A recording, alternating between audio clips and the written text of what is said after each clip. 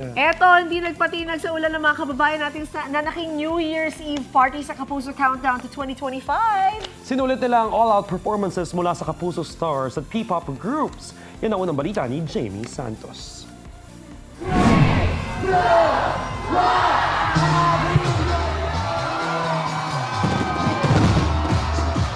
Pagsapit ng alas 12 ng hating gabi, makulay na fireworks display ang dumagdag sa makulay na pagsalubong sa 2025. Hindi nagpatinag ang mga Kapuso star na sina Ruru Madrid, Bianca Umali, Ai de las Alas sa kabila ng pag-ulan.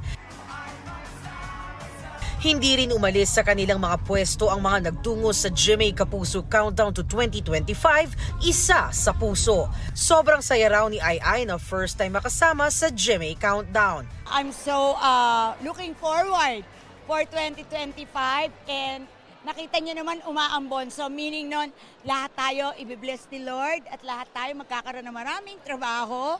Lahat tayo ay magkakaroon ng magandang health. Taon-taon na raw sinasalubong ni Isabel Ortega ang bagong taon na working at performing para sa mga Kapuso. Salamat na salamat po sa pag-celebrate ng New Year, of course, with us. Sobrang nag-enjoy kami and every year talaga ginagawa namin ng point na makaka-celebrate ng New Year with all of our Kapusos. Very fulfilling naman para kay MMFF Best Supporting Actor at lolong star Ruru Madrid na nakisaya siya at nakapag-perform. Napakasarap din po sa pakiramdam pala na, alam mo yun, you're doing this para po sa mga Kapuso natin.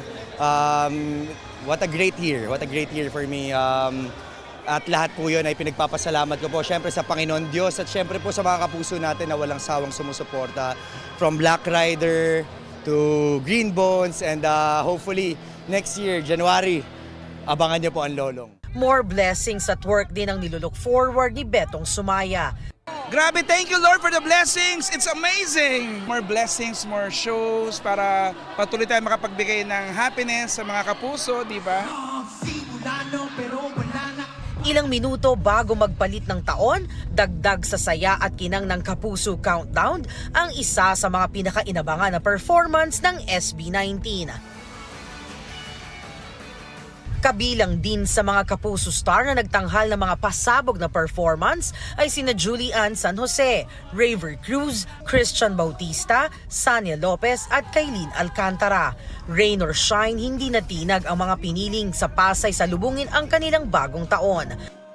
Marami sa kanila maaga pa lang pumila na para makakuha ng magandang pwesto at parang kitang-kita raw nila ang kanilang mga favorite GMA stars. Tag-ilsang ka pa? Pilia Rizal po. Matagbak, so Pilia Rizal. dumating dito? Mga 10 a.m. po. 5:30 po kami ng madaling araw bumiyahe.